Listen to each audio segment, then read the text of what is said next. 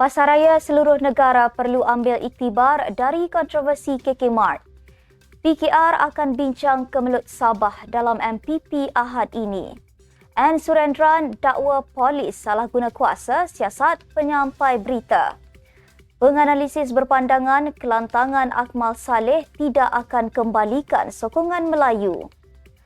Latifah Koya bidas nasihat paksa rela individu mohon maaf isu stokin kalimah Allah.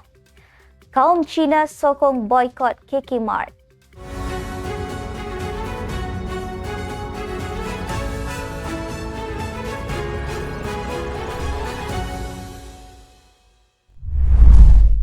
Bismillahirrahmanirrahim. Assalamualaikum warahmatullahi wabarakatuh. Salam Malaysia Madani. Bersama saya Asma Ismail dalam Netstab News edisi tengah hari 20 Mac 2024 bersamaan 9 Ramadan 1445 Hijrah. Sebelum itu jangan lupa untuk subscribe YouTube Netstab TV dan follow Facebook Netstab Malaysia.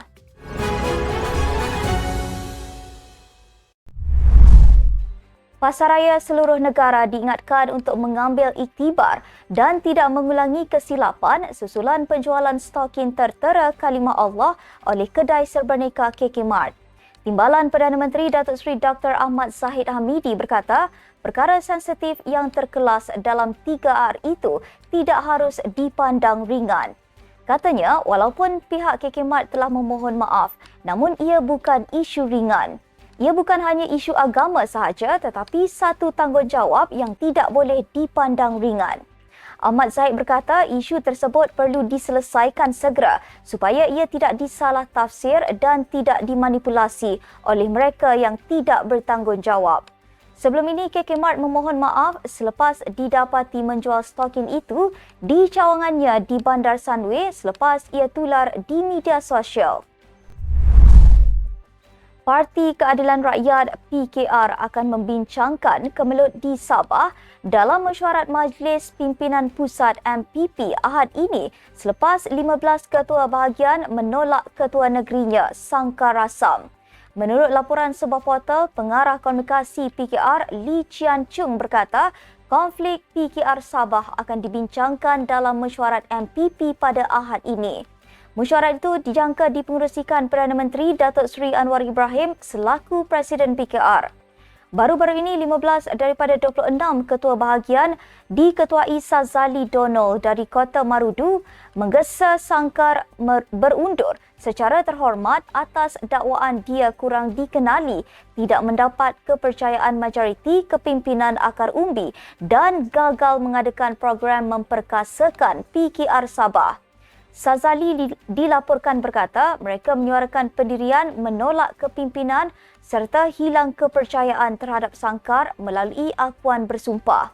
Sangkar kemudian menolak gesaan meletak jawatan dengan berkata kritikan terhadap kepimpinannya menjejaskan gerak kerja parti menjelang PRN dan menggesa ahli tidak membuang masa kerana pergolakan dalaman PKR Sabah bukan julung kali berlaku.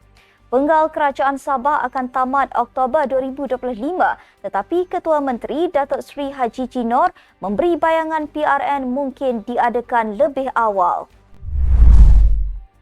Penasihat Kumpulan Hak Asasi Manusia Lawyers for Liberty LFL mendakwa polis menyalahgunakan kuasa apabila menyiasat penyampai berita yang mendakwa dua anggota polis bertindak kasar terhadapnya baru-baru ini. Bercakap kepada sebuah portal, N. Surendran menggesa polis menggugurkan siasatan dan menjawab kritikan itu dengan cara lebih sesuai serta bukan dengan cara menghukum orang awam. Baru-baru ini tular satu artikel ditulis pengacara terbabit mendakwa dilayan dengan teruk oleh dua anggota polis semasa melakukan pemeriksaan terhadapnya di kawasan perumahan USJ 9 di Subang Jaya pada 13 Mac lepas. Dia tiba di rumah kira-kira jam 1 pagi selepas menyampaikan berita dan duduk di dalam keretanya yang diletakkan di hadapan rumah sebelum dihampiri dua anggota polis yang menaiki motosikal. Malah individu itu memberikan kad pengenalannya setelah diminta anggota polis terbabit, namun keadaan menjadi tegang apabila salah seorang daripada mereka meminta dia keluar daripada kenderaan itu tanpa menyatakan sebab. Salah seorang daripada mereka mempamerkan tingkah laku kasar, sombong dan tidak profesional yang membuatkan dirinya kecewa. Meskipun Ketua Pemuda UMNO Dr. Muhammad Akmal Saleh dilihat terlalu lantang, namun ia tidak dapat mengembalikan sokongan pengundi kepada parti itu. Beberapa penganalisis politik berpendapat bahawa tindakan agresif ditampilkan ahli Dewan Undangan Negeri Adun Merlimau itu tidak akan mengembalikan sokongan, khususnya pengundi Melayu kepada UMNO.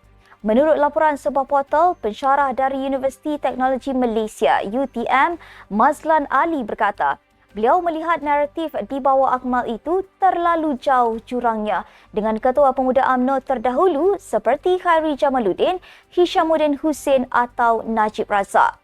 Mazlan berkata demikian ketika ditanya sejauh mana pendekatan agresif Akmal itu boleh mengembalikan sokongan pengundi Melayu kepada UMNO. Sementara itu, pensyarah Sains Politik Universiti Sains Malaysia USM, Zaharul Abdullah berkata, beliau tidak melihat beberapa siri tindakan agresif oleh Akmal berupaya mengembalikan sokongan Melayu kepada UMNO. Bahkan, tindakan beliau itu meningkatkan lagi kepincangan dan perpecahan di pihak kerajaan sekaligus mengurangkan lagi sokongan umum kepada kerajaan.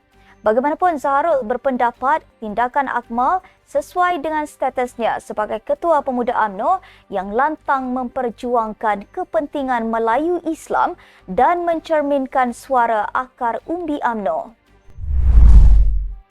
Peguam Hak Asasi Latifah Koya membidas nasihat dan konfrontasi fizikal yang ditujukan ke atas dua lelaki yang dituduh membuat komen di media sosial berhubung stokin tertera kalimah Allah. Beliau mengulas kejadian di Kuala Lumpur dan Kota Kinabalu baru-baru ini yang mempamerkan dua individu mengundang kemarahan pengguna maya selepas didakwa mengeluarkan komen meminta orang ramai tidak terlalu sensitif dengan isu itu. Di Kuala Lumpur, seorang lelaki dari Ceras, Chio Wai Long, tampil memohon maaf secara terbuka dengan dikelilingi sekumpulan lelaki yang mencarinya sebelum ini. Ia selepas nombor kad pengenalan, nombor telefon, alamat email dan alamat rumahnya disebarkan di media sosial. Begitu juga di Kota Kinabalu, seorang lelaki memohon maaf melalui Facebook selepas sekumpulan lelaki mahu bersemuka dengannya di lobi kondominium tetapi dihalang daripada masuk oleh pengawal keselamatan bangunan itu. Dia juga didakwa membuat komen berbau penghinaan terhadap Nabi Muhammad dan Islam ketika membalas pengguna media sosial yang lain. Dalam perkembangan sama, kaum Cina di Melaka menyokong usaha Ketua Pemuda UMNO Dr. Muhammad Akmal Saleh memboikot rangkaian kedai KK Mart yang terpalit isu kontroversi penjualan stokin tertera kalimah Allah. Namun pada masa sama, mereka berharap Akmal dapat mengawal api kemarahannya. Menurut laporan sebuah portal, rata-rata mereka menyokong pihak berkuasa mengambil tindakan tegas terhadap premis terbabit kerana tidak menjaga sensitiviti agama Islam di negara berbilang kaum ini.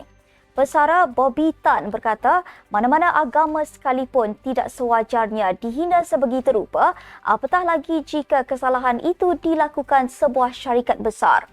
Pandangan sama dilontarkan Johnson Tan yang turut menyokong gerakan boikot dilakukan Adun Merlimau itu. Nada sama dikongsikan Kelvin dan Chong, namun berharap Akmal dapat bersabar dan tidak mengambil tindakan yang boleh mengeruhkan lagi keadaan. Sekian untuk edisi tengah hari ini. Ikuti perkembangan semasa isu-isu panas politik Malaysia setiap hari hanya di Netstab News. Jangan lupa untuk follow Facebook Netstab Malaysia dan subscribe YouTube Netstab TV. Netstab Malaysia menjangkau informasi mengorak inspirasi. Saya Asma Ismail. Assalamualaikum dan salam sejahtera.